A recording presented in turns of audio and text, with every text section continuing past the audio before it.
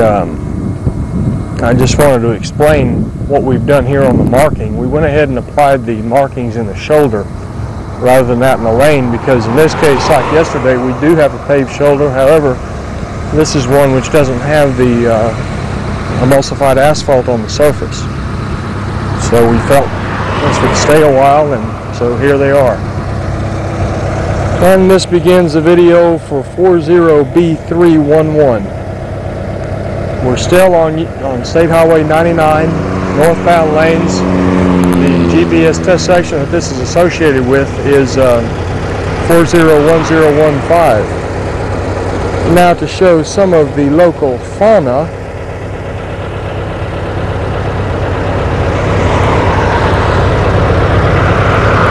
can't resist opportunities like this.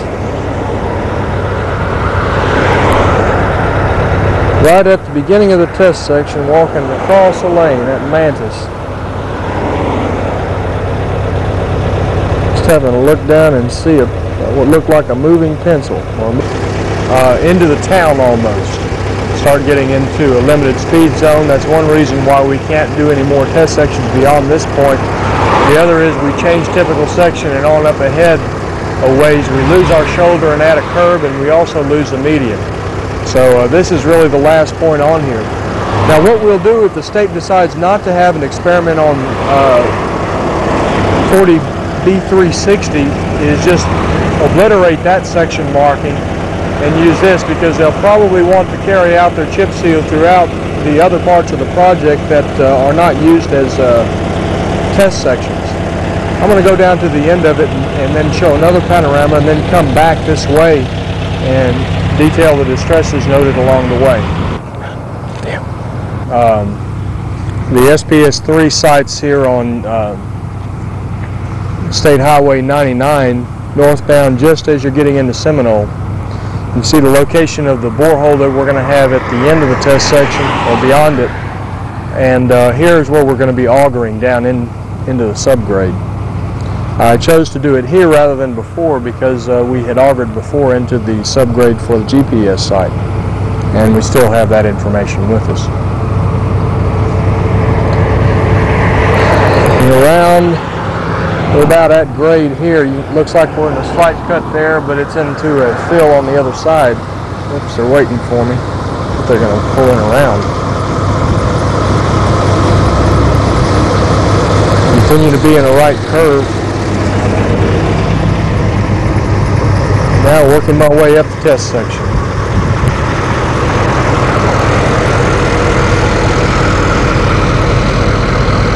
We got a transverse crack that works its way across the shoulder and then more than halfway across the lane. And due to the crack width specification on it, has to be determined a moderate severity.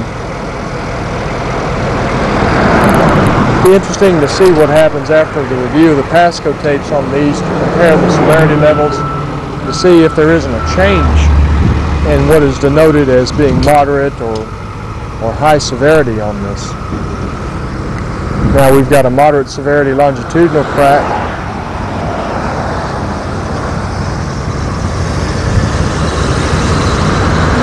Something I'll try and do is to work up the actual condition information and to determine the overall condition of this.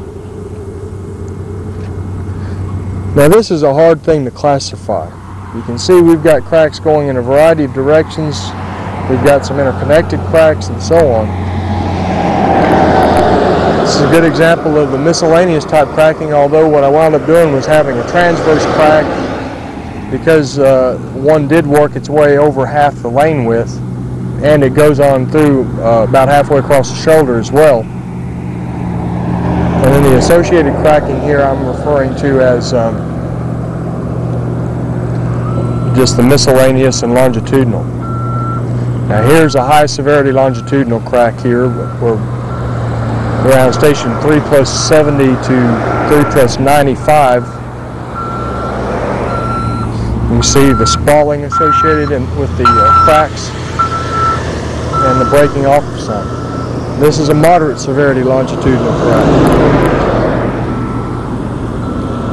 And we have some lows over here on the right, 1/4 inch or less.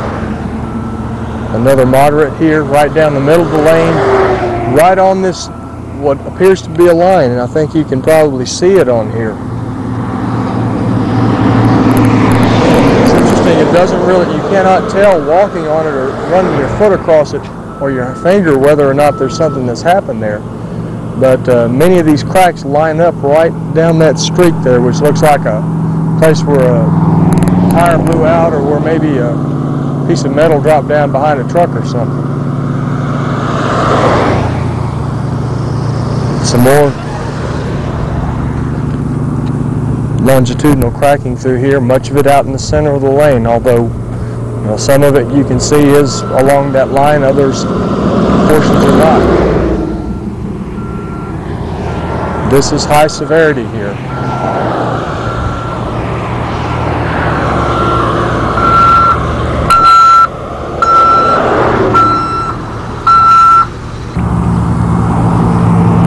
And once we get up upstream of Station 2, we have much less cracking than we had down below there. We've got some here in the middle of the lane, just little intermittent points throughout here.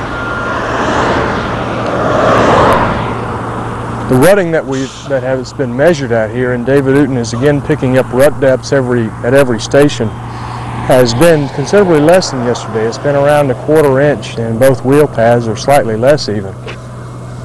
See, here we have a longitudinal crack, which is portions of it I'm calling high severity here, where I can group it all as one type. I try to. But you see it goes over here, then it works its way across over into the outer wheel path, and then back again just onto right around in the center of the lane. And this is probably a classic high severity crack right here. It's opened up around 2 inches wide at this point, and you can see where the material has gotten down in there. That is the native soil. It's been tracked under the surface and washed into there during the rains they've had. And now there's really not anything to note between here and the beginning of the test section, which you see up ahead on the left.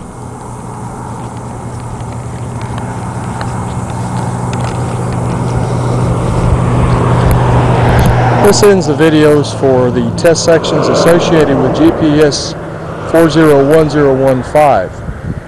There have been 6 additional test sections marked. The GPS will also serve as the SPS3 control. We've got around 10 inches of asphalt, which is rather consistent throughout on all the cores we've taken. And that about does it for this video. Bye.